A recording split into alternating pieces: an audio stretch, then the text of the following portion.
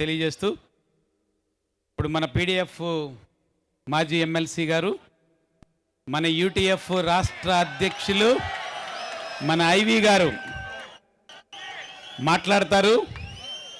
ఈరోజు ఓపెన్గా వాడు చెప్పేది ఏంటంటే, ఇందాక ప్రధాన కార్యదర్శి గారు చెప్పిందే, మమ్మల్ని రమ్మంటారా,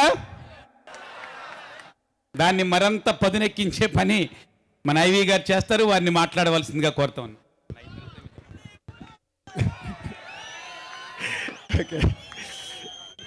ఓకే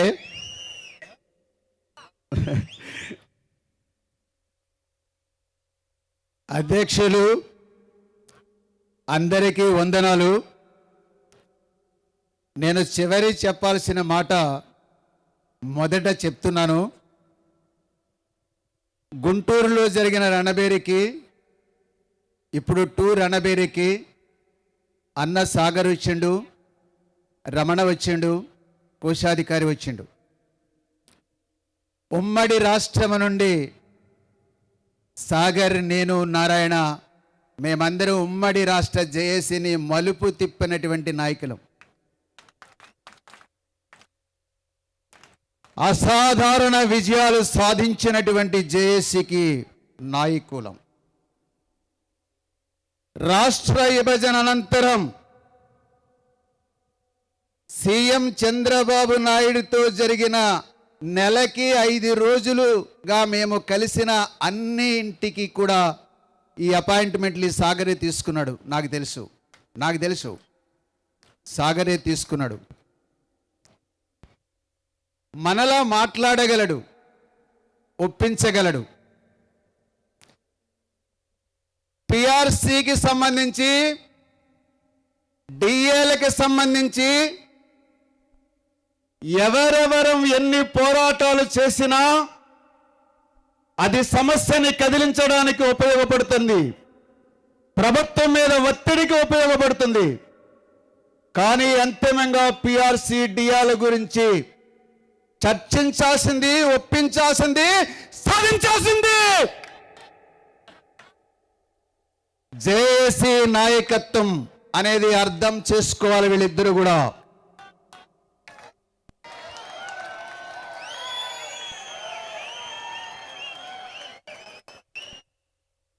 అందుకని వీళ్ళిద్దరూ మనకి ఇలా రావడం సంతోషం. పాలకుడు ఎవరైనా, అధికారులు ఎవరైనా, జేఏసీలైనా, ఉపాధ్యాయ ఉద్యోగ పెన్షన్ సంఘాలైనా ఉద్యోగుల పక్షానే ఉండాలి. నేను సూచిస్తున్నా. కానీ దురదృష్టం ఏమిటంటే, జగన్మోహన్ పాలనలో 4 జేఏసీలు ఎందుకనో ప్రభుత్వానికి ఏ మాటలో చెప్పాలో మీరు పూరించుకోండి. అర్థమైందా?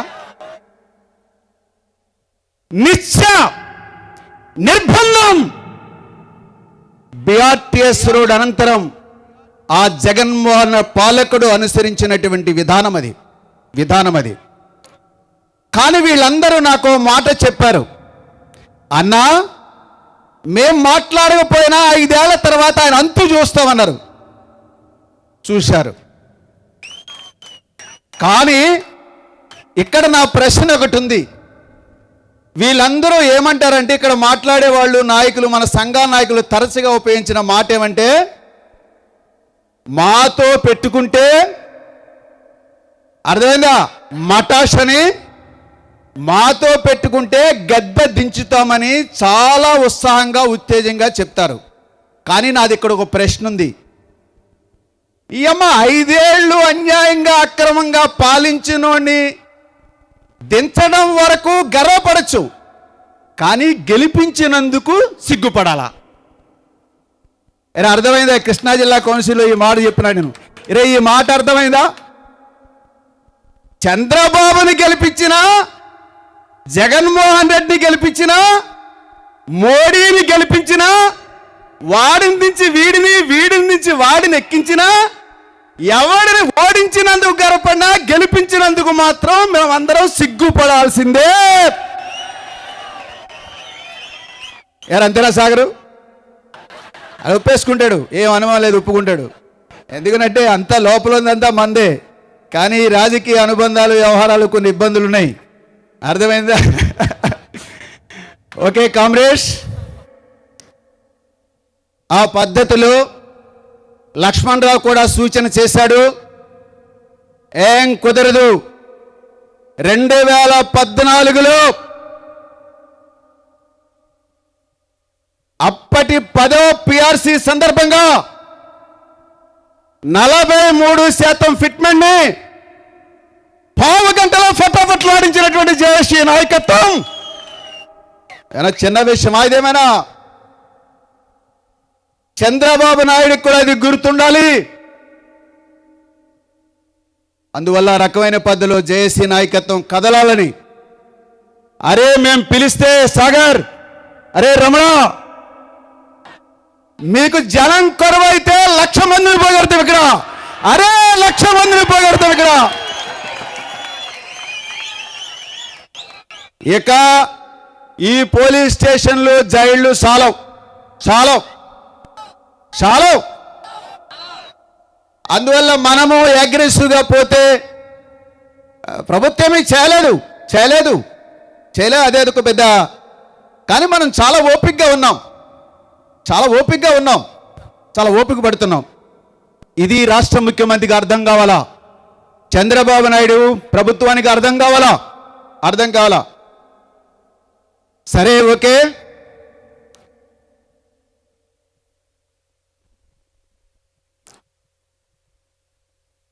పాటే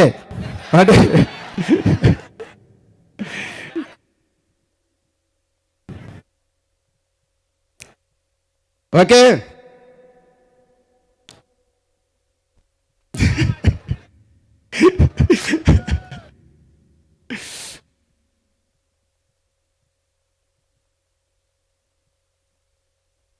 పోరాటం అంటే పొద్దెరగనటువంటి వాళ్ళు,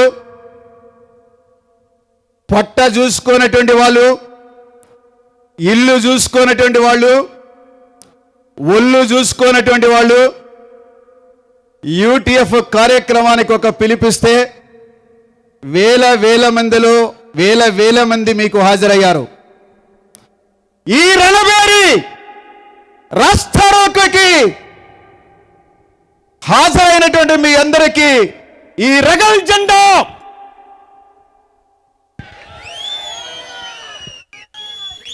ఉద్యమాభివందనలు తెలియజేస్తూ ఉన్నా. అరే భూమికి ఎర్రాని రంగేసినట్టు,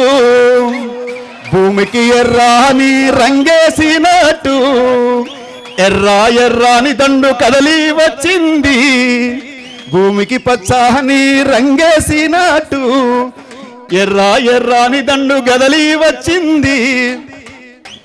ఇది రైజోత్సవాల్లో పాట అన్నమాట.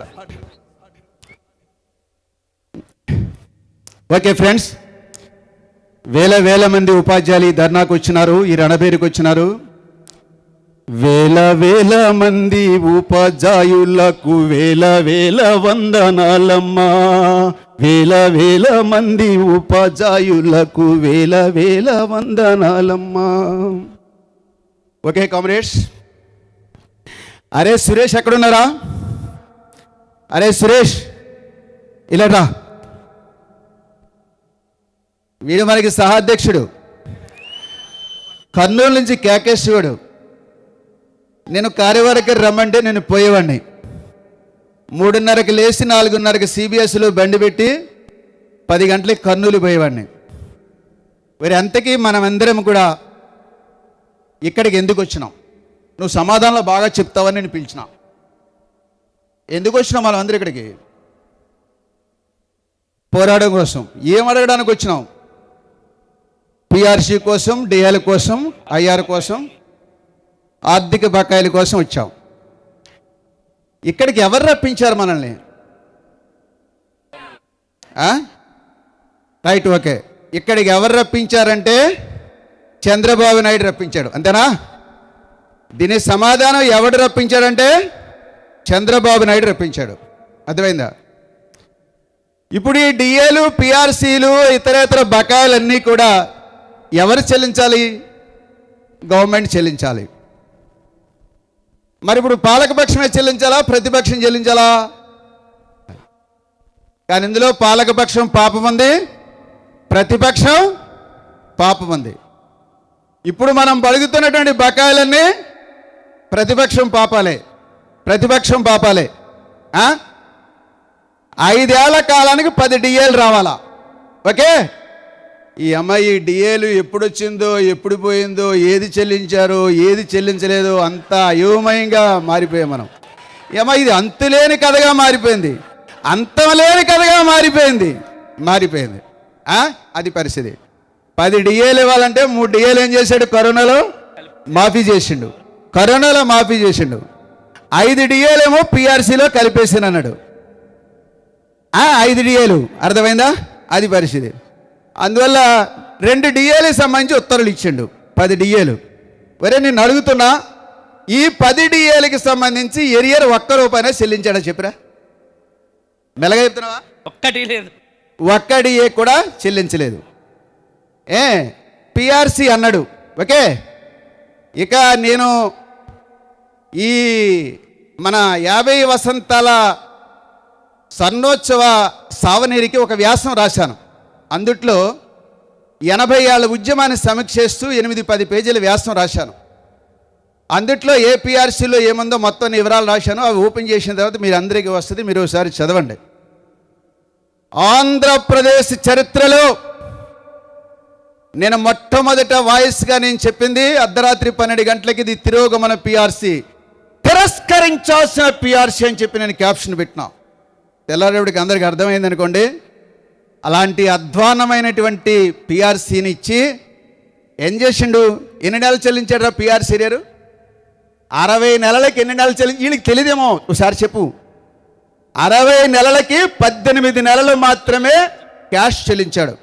మీదంతా నోషనల్ చేసిండు. పిఆర్సీల చరిత్రలో 21 నెలలు నోషనల్ పిఆర్సీ చేసిన గనుడు వైఎస్ రాజశేఖర్ రెడ్డి. మళ్ళీ ఆ తర్వాత పిఆర్సీలో చంద్రబాబు ఆ కాలాన్ని మనం తగ్గించాం. 43% వచ్చినప్పుడు 11 నెలలకి తగ్గించాం దాన్ని. దాని కథ చాలా ఉంది, ఎట్లా ఎందుకు తగ్గించాం, ఎట్లా వ్యవహారం. మళ్ళీ జగన్మోహన్ రెడ్డి 21 నెలలు నోషనల్ చేశాడు, 18 నెలలు చెల్లించాడు, మిగతాది చెల్లించమని చెప్పడానికి ఇక్కడికి వచ్చాం. ఇక్కడికి వచ్చినాం.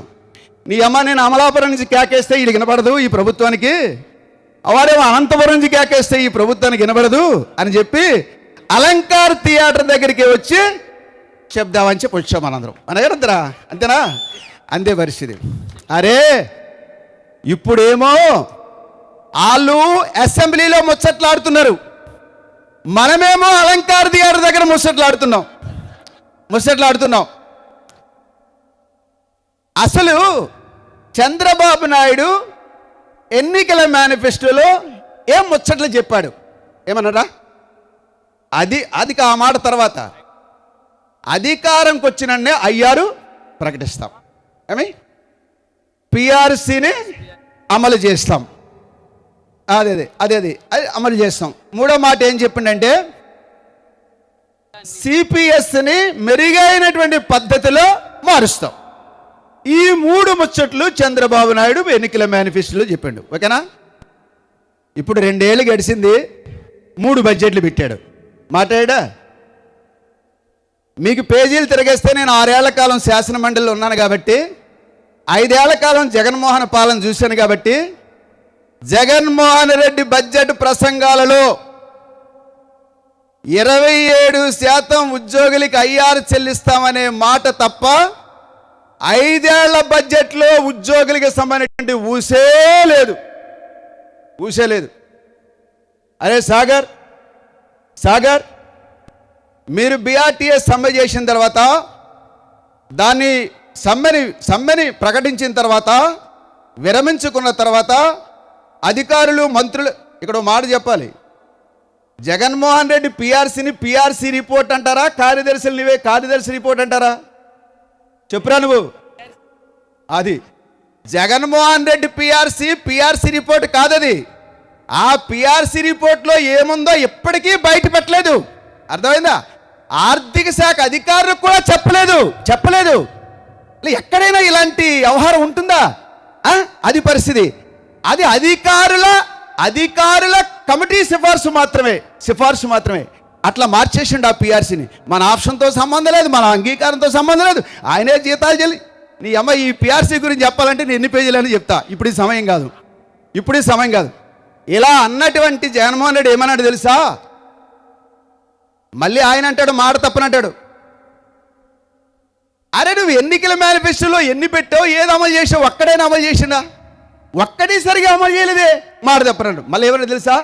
వీళ్ళ చర్చలు అయిపోయిన తర్వాత, ఒప్పందం అయిపోయిన తర్వాత మళ్ళా ఈ ఫ్యాక్టరీ వాళ్ళు కిందకి సమ్మె పిలిపిస్తే, ఆందోళన పిలిపిస్తే 12 పేజీల లేఖ కిందకి విడుదల చేశారు. మీకు గుర్తుందో లేదో? చరిత్ర గుర్తుందో లేదో? ఈ నాయకులు లోపల సమావేశంలో అంగీకరించారు, బయటికెళ్ళి భిన్నంగా మాట్లాడుతున్నారు. వీళ్ళు పచ్చ మీడియా, ఈనాడు, జ్యోతి, పచ్చ మీడియా చెప్పినట్లు చేస్తున్నాడు. ఈ ఎర్ర పార్టీలు, పచ్చ పార్టీలు చెప్పినట్టుగా నడుస్తున్నారు. అసలు వీళ్ళు మనుషులేనా? మీరు కిందకెళ్ళి జనాన్ని చెప్పండి అన్నాడు. ఈ డైలాగ్స్ గుర్తున్నాయా సురేష్? గుర్తున్నాయా? మీ చరిత్ర మర్చిపోయారని చెప్పి చరిత్రని గుర్తు చేస్తా ఉన్నా. అంత దుర్మార్గమైనటువంటి నిత్య నిర్బంధాలతో కొనసాగినటువంటి ఆ పిఆర్సీ, ఆ డిఏలే కదా నేను ఎంతైనా చెప్పగలను. ఆయన కాలంలోనే ఈ డిఏలకు సంబంధించిన ఉత్తర్వులు ఇచ్చి దాన్ని 4 భాగాలు చేసి 10%, 20%, 30%, 40%, అంతే కదా 4 భాగాలు చేసి 4 వాయిదాల్లో చెల్లిస్తామని చెప్పి ఈ ఎరియర్లుకి ఆ నెలలు ప్రస్తావించారు. ఆయన కాలమది. మరి ఆ జీవోలో ఇచ్చిన చెప్పినట్లుగా ఆ డిఏలేమి నేటికి చెల్లించలేదనంటే దాన్ని ఏం పేరు పెడతారు? జీవోలు అంటారా, ఉత్తుత్తి జీవోలు అంటారా? చెప్పురా, నువ్వు చెప్పురా. అది అలాంటి ఉత్తుత్తి జీవోలు ఇచ్చి కాలం గడిపేశాడు ఆ మహానుభావుడు. ఓకేనా? అది పరిస్థితి. సరే, మరి మీకేమైనా అసెంబ్లీ మీద, శాసనసభల మీద మీకేమో భ్రమలు ఉన్నాయేమో, కానీ నాకైతే భ్రమలు లేవు. అర్థమైందా? మీరేదో ఇక్కడ మేము 10 మంది ఉన్నాం, 20 తీసాం, 7 ఉన్నారు, 20 తీసాం, ఇప్పుడు ఒక్కడున్నాడు 20 తీసాడని మీరు ఎంత ముచ్చట్లాడుకున్నా నాకైతే ఆ నమ్మకం లేదు. అందుకనే నేను చెప్పాను, ఈ రాష్ట్ర శాసనసభ, శాసన మండలి ఈ రాష్ట్ర ప్రజలకు ఏ ప్రయోజనము చేకూరదని నిర్ణయించుకున్నాకే మీ బూతుల సభలో, మీ రచ్చ సభలో ఉండలేక ఈ శాసనసభని రిజెక్ట్ చేస్తున్నానని చెప్పి బయటకు వచ్చిన. మీకు ఆ భ్రమలేమి ఉండక్కలేదు. ఎరా చెప్పురా, నువ్వు చెప్పు. మన జంతర్ మంతర్ దగ్గరికి వెళ్ళావు, ఇప్పుడేమో అలంకార దగ్గరికి వచ్చావు. అక్కడేమో ఢిల్లీ పార్లమెంట్ నడుస్తుంది, ఇక్కడేమో అమరావతి అసెంబ్లీ నడుస్తుంది, ఇక్కడేమో అలంకార థియేటర్ దగ్గర మన అసెంబ్లీ నడుస్తుంది. వాళ్ళ ముచ్చట్లు వాళ్ళు మాట్లాడుతున్నారు, మన ముచ్చట్లు మనం మాట్లాడుతుంటున్నాం. కానీ బడ్జెట్లో ఆ ఊసి ఉండట్లేదు, వాళ్ళ మాటల్లో ఊసి ఉండట్లేదు. ఈ అమ్మ ఆలోచన లేదు, అక్షరం లేదు, ఆర్థికం లేదు. అరే అర్థమైందా మీకు? ఈ డైలాగ్ అర్థమైందా? ఉద్యోగులకి సంబంధించి ఆలోచన లేదు, బడ్జెట్ ప్రసంగాలు అక్షరాలు లేవు, బడ్జెట్ ప్రసంగాలు ఆర్థికం లేదు. నీ అమ్మ అక్కడ పోయి ఇక్కడ ఓడబెరగాలి తప్ప, ఇక్కడ వ్యవహారం చేయాలి తప్ప అక్కడ జరిగే బాగోతలేవి ఉండవు. మహా అయితే మాట్లాడడానికి అవకాశం ఇస్తాడు, రికార్డుల్లో నమోదవుతుంటుంది. అంత మించి వాళ్ళు ఎవరు కూడా. నేను మొదటి బడ్జెట్, రెండో బడ్జెట్ పెట్టినప్పుడు లోపలుంటే నేను మాట్లాడిన తర్వాత పయ్యావుల కేసు ఏమన్నాడంటే, నేను గంట సేపు రిప్లై ఇచ్చినా కానీ మళ్ళీ కమ్యూనిస్ట్ ఎమ్మెల్యేసి మళ్ళీ మొదలుకు వచ్చి మాట్లాడుతున్నాడు అన్నాడు. అప్పుడు నేను మళ్ళా అన్నాను, 1 నిమిషం మాట్లాడుతున్నాను. సరే, ఆ చైర్మన్ అంగీకరించలేదు, కానీ మళ్ళీ నేను చెప్తే ఏమన్నాడంటే, ఇవి మేము అడగలే, మీరు మేనిఫెస్టోలో చెప్పారా లేదా, హామీ ఇచ్చారా లేదా, మీరు హామీలు అమలు చేయండి. మీరు ఇచ్చిందే కదా, నేను అడగలేదు కొత్తగా, మీరు హామీ ఇచ్చారు కదా, ఈ 3 ముచ్చట్లు చెప్పారు కదా, దాన్ని అమలు చేయడం చెప్పన్నా. అరే ఊసి లేదు, మాట్లాడే వ్యవహారం లేదు. అరే జగన్మోహన్ రెడ్డి అప్పుడు ఏ లెక్కలు చెప్పాడు? ఉద్యోగులకి జీతాలకి 111% ఖర్చు చేస్తున్న లెక్కలు చెప్పాడు. మీకు రికార్డులో గుర్తుందో లేదో? ఎరా సగర్ అన్నాడా లేదా? ఓటర్లో గడిగిపురా అన్నా లేదా? ఏ రమణ రమణ ఏ కోశాధికారి అనేదా? నాకు రికార్డు ఉంది. 111%. మొన్న ఏమన్నాడు చంద్రబాబు నాయుడు? ప్యాప్టోడు జమ చేసాడు. మిమ్మల్ని అందరినీ పిలిచి, అబ్బా ప్యాప్టో చేసినటువంటి ధర్నాన్ని నేను గౌరవిస్తున్నాను. మీ సమస్యలు న్యాయమైనవి, మీ సమస్యలు పరిష్కరించాల్సినటువంటి బాధ్యత నా మీద ఉన్నది. చెయ్యాలనుకున్నా చెయ్యలేకపోతున్నాం. ఆర్థిక పరిస్థితి సహకరించడం లేదు. ఇదేనా డైలాగ్స్? ఆర్థిక పరిస్థితి సహకరించడం లేదు. ఎస్టాబ్లిష్మెంట్కి 99.53% ఖర్చు అవుతున్నది అని చెప్పి పెద్ద కుస్తీ చేస్తే ఒక్క కిస్తీ ఇచ్చిండు. మళ్ళా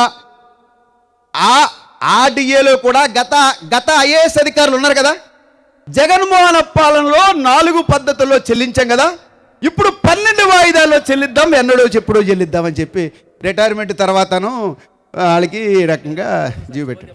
అబ్బా ఐఏఎస్ అధికారుల యొక్క ఆలోచనలు కూడా ఎట్లనే చూడండి. నిజంగా మరి ఆ పాలకుడికి తెలుసో తెలియదు, అందుకనే నేను క్యాప్షన్ పెట్టాను, పదవీ విరమణ నాడు పదవీ విరమణ ప్రయోజనాలు చెల్లించే పాలకుడు ఎవరు? జగన్మోహన్ రెడ్డి 62 సంవత్సరాలు పెంచి అవన్నీ తర్వాత ప్రభుత్వం నెట్టేశాడు. పిఆర్సీలు డిఐఏలు తర్వాత ప్రభుత్వానికి నెట్టేశాడు. ఇప్పుడేమో ఈయన చెల్లించట్లేదు. ఈయనేమనుకుంటున్నాడు, రేపు పొద్దున మనం ఉంటే ఉంటాం, లేకపోతే లేదు, వ్యవహారం ఇది కాలం గడిపేసి రాబోయేవాడు చూసుకుంటాడని చెప్పి ఈయన అనుకున్నాడేమో, అది తెలియదు. అర్థమైందా? అది పరిస్థితి. ఆ రకమైనటువంటి పద్ధతులు ఇప్పుడు వీళ్ళు కాలం గడుపుతున్న పరిస్థితి. అంతకీ చెప్పరే ఈ బడ్జెట్లో ఏముంది? ఈ బడ్జెట్లో ఏముందంటే, నువ్వు గడిపితే నేను గడిపితే హామీలకి హామీ లేకుండా పోయిందని చెప్పాలా? అంతేనా? ఎరా హామీలకి హామీ లేకుండా పోయింది. మాయా బడ్జెట్, మస్కా బడ్జెట్. వాళ్ళు ఏమన్నారు టీడీపీ వాళ్ళు, ఇది బాహుబలి బడ్జెట్, ఈ అమ్మ అభివృద్ధిని సంక్షేమాన్ని రెండింటినీ కలగలిపి జోడెద్దులా స్వారీ చేసేటువంటి బాహుబలి బడ్జెట్ అన్నాడు పయ్యావలికే సంతరసాగర్ అన్నాడు. ఇంకో ఈడు నాగేశ్వర అంటున్నాడు, ఇది బక్కబలి బడ్జెట్ అంటున్నాడు. ఈ బడ్జెట్లో ఎవడి కొద్ది ఎవడి బాగోతాలు ఉన్నాయి, ఇందులో కార్పొరేట్లు బాగోతాలు ఉన్నాయి. అరే అంతేనా? నీకు డిఏ చెల్లించాలి. అది మాయ బడ్జెట్ అంకెలు అందంగా చూపించి నేను ఈ బడ్జెట్ మీద ఎన్ని మాటలైనా చెప్పగలను. అర్థమైందా?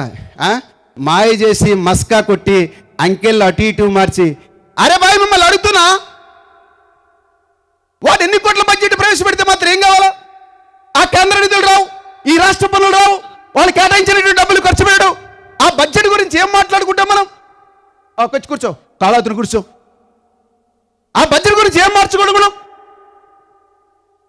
అందువల్ల ఈ పార్లమెంటు, ఈ చట్టసభలు నీ కోసం నా కోసం సేవ చేయడానికి కోసం కాదు, కార్పొరేట్లకి భూములు ఇవ్వడానికి ఉచితంగా, కార్పొరేట్లకి ఖనిజాలు ఇవ్వడానికి, ఇంకా దోచిపెట్టడానికి, వాళ్ళ మీద కేసులు లేకుండా బయటపడకుండా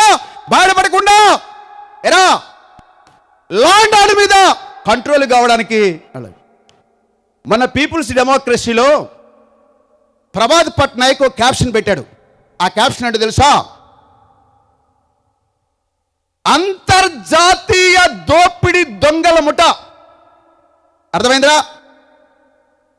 భారతదేశంలో ఉన్నటువంటి కార్పొరేట్ల దోపిడీ దొంగల ముఠాకి సేవ చేసేటువంటి మన మౌనముని మోడీ ఆయన ప్రభుత్వం అని చెప్పాడు. నాకైతే ఆ క్యాప్షన్ బాగా నచ్చింది. ప్రొఫెసర్ హరగోపాల్ ఇటీవల ఒక డైలాగ్ చెప్పిండు. హరగోపాల్ అంటే మావోయిస్ట్ అనుకుంటారు. ఇంకోటి ఎవడని, అరే డైలాగ్ చెప్పినాడు మావోయిస్ట్ చెప్పాడు, ఎవడు చెప్పాడని కాదే, ఆయన పెద్ద ప్రొఫెసర్. అని ఏమన్నాడు తెలుసా? సంపద సంపన్నులకే పంచినంత కాలం పేదలకి పేదరికమే దక్కుతుంది. అరే అర్థమైందా మీ అందరికీ? ఈ అమ్మాయిరా ఎవరికైనా ఎడక లేస్తుందా లేదా? అరే ఈ దేశం ఈ రాష్ట్ర పాలకులు ఈ పార్లమెంటరీ ఎన్నికలు చూసి, అసెంబ్లీ ఎన్నికలు చూసి ఎవర్రా నువ్వు గెలిపించేది? సంపద సంపన్నులకే పంచినంత కాలం పేదలకి పేదరికమే మిగులుతుంది. అలాంటి బడ్జెట్, అలాంటి పార్లమెంట్, అలాంటి ఎన్నికలు. అందుకనే గుంటూరు సభలో చెప్పిన, ఈ పార్లమెంటరీ ఎన్నికలు ప్రజల సమస్యలు పరిష్కరించజాలవు. ఈ వ్యవస్థ ప్రజల సమస్యలని, అసమానతల్ని పరిష్కరించజాలదు. ఈ మాట చాలా లోతైనటువంటి మాట, అర్థం చేసుకోవాలి. అందుకని ప్రజల సమస్యలు పరిష్కారం కావాలంటే పోరాడడం తప్ప మరో మార్గం లేదు. పోరాడడం తప్ప మరో మార్గం మనకి లేదు. ఆ పోలీసు వాళ్ళు మనంకా చూస్తున్నారు. వీళ్ళు పోరాడుతున్నా కదా మన డిఏలు వచ్చేది, సరెండర్లు వచ్చేది. నేను కౌన్సిల్లో ఉన్నప్పుడు వాళ్ళందరూ కూడా నా చుట్టూ తిరిగేవాడు. అన్నా ఎప్పుడన్నా ఎక్కడో జగన్మోహన్ రెడ్డి కాలం నుంచి ఈ యొక్క సరెండర్లు రాలేదని అని చెప్పండి వాడు. సరే మేము పెట్టాం, మొత్తం మీద ఇచ్చిండు. మొన్న కూడా 250 కోట్లు వాళ్ళకి రిలీజ్ చేసిండు. 1100 కోట్లు మనకి రిలీజ్ చేసిండు. అందువల్ల మరి చంద్రబాబు నాయుడు దగ్గరికి పోలీసులు ఉన్నారు. మన లోపల ఇప్పుడు చెలో అసెంబ్లీ అంటే వాళ్ళు ఏం చేస్తారు? లా అండ్ ఆర్డర్ అంటాడు. అంతేనా కదా? అందుకనే మన పౌర హక్కుల సంఘం నాయకుడు శాషయ్య ఒక మాట చెప్పిండు. ఏమన్నాడు తెలుసా? ఈ దేశంలో ప్రాథమిక హక్కుల కంటే లా అండ్ ఆర్డర్ 148 144 గొప్పది. ప్రాథమిక హక్కులు గొప్పవా 144 గొప్పదంటే ప్రాథమిక హక్కుల కంటే 144 గొప్ప. ఏరా అన్న అర్థమైందా లేదా మీ అందరికీ? ఏమో అర్థమైతే మౌనంగా ఉన్నారు. అందువల్ల మన అట్ట పోతుంటే లా అండ్ ఆర్డర్ సార్ అంటారు. లా అండ్ ఆర్డర్ ఏదో మొత్తమే జగన్మోహన్ రెడ్డి ఇక్కడి వరకు రానివాడు, చంద్రబాబు ఇక్కడి వరకు రానిచ్చాడు. ఓకే, ఆ మేరకు మీ ప్రజాస్వామిక స్ఫూర్తిని మేము అభినందిస్తాం. అర్థమైందా? మాకేమీ మీ దాకా రావాలంటే రాగలం, కానీ అంత ఏదో మేము అంత ఇదిగా ఉండాలని చెప్పి అనుకోవట్లే. అర్థమైందా? అందువల్ల వాళ్ళకి లా అన్నాడు. మన దగ్గర ఏమున్నారా? అరే సతీష్, మన దగ్గర ఏమున్నారా? ఈ జెండా, ఆ జెండా కర్ర అన్నారా? ఈ జెండా, ఆ జెండా కర్ర, ఈ 1000 మంది 1,00,000 మంది ఉపాధ్యాయులు, ఇదే మన బలం. అంతే సాగర్. ఓకే, అందుకనే పొరుదప్ప వేరే మార్గమేది లేదురా, పోరాటమే నీ ఆయుధమయ్యి సాగరా. పొరుదప్ప వేరే మార్గమేది లేదురా, పోరాటమే నీ ఆయుధమయ్యి సాగరా. పొందేదేమైనా పోరాటంతోనేరా, పోయిందేమైనా మళ్ళీ తిరిగొచ్చునురా. పొందేదేమైనా పోరాటంతోనేరా, పోయిందేమైనా మళ్ళీ తిరిగొచ్చునురా.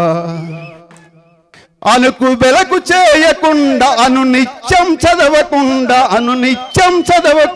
అలుపు లేకుండా, ఆశయాన్ని వదలకుండా, సాహసమే ఊపిరిగా సాగి పొమ్మురా. సాధించనిదే ముందని చాటి చెప్పరా. సాహసమే ఊపిరిగా సాగి పొమ్మురా, సాధించనిదే ముందని చాటి చెప్పరా. Original Andhra Pradesh ఐక్యప్రజ federation. సరే, మాట్లాడితే ఇంకా చాలా విషయాలు మాట్లాడదు, చాలా మంది వక్తలు ఉన్నారు. అరే ఫైనల్గా చెప్తున్నా, ఇక్కడ నాయకులు మన సమస్యల గురించి ఎంతగా వివరించినా ఈ పోరాటం యొక్క సక్సెస్ వేల మంది ఉపాధ్యాయులు అలంకార థియేటర్ దగ్గరికి వచ్చి మా హామీల సంగతి ఏమని అడగడమే ఈ పోరాటం యొక్క విజయం అని చెప్పి ప్రకటిస్తూ, ఓకే కామ్రేడ్స్, ఇంకా ఈ ప్రభుత్వం మన చేత ఎన్ని పోరాటాలు ఇక ఫైనల్గా నేను ఒక మాట చెప్తా, చెప్పి ముగిస్తా. ఓకే, ఇది చెప్పాల్సిన సందర్భం. మన వాళ్ళందరూ కూడా కొన్ని పోస్టింగ్లు పెట్టారు. పలానా అనంతపురంలో, ఇంకో చోట ఎక్కడో ఏదో జిల్లాలో మానసిక ఒత్తిడి వల్ల ఉపాధ్యాయులు చనిపోతున్నారు, హెడ్ మాస్టర్ల మీటింగ్ వల్ల ఉపాధ్యాయులు చనిపోతున్నారని చెప్పారు. దీనికి నేను 2 మాటలు చెప్పి ముగిస్తా. ఈ రాష్ట్ర బడ్జెట్లో ఎక్కువ ఆదాయం వచ్చేటువంటి శాఖ ఏంటో తెలుసా? మందు. మద్యపాన నియంత్రణ చేస్తానన్న పాలకుడేమో ఆయన కంపెనీల మధ్య అమ్ముకున్నాడు. ఓకే, అంటే ప్రజలు ఓటర్లుగానే ఉండాలి, హక్కులు అడిగేటట్టు వాళ్ళగా ఉండకూడదు. అందువల్ల వాళ్ళు నిరంతరం 24 అవర్స్ ఆన్లైన్లో ఉండాలి. వెంకటేశ్వర్లు 24 అవర్స్ ఆన్లైన్లో ఉండాలి. ఇప్పుడు మన పిల్లలు సాఫ్ట్వేర్ తరంలో ఉన్నారు. వాళ్ళందరికీ ఒక పేరుంది, మిల్లీనియం తరమని.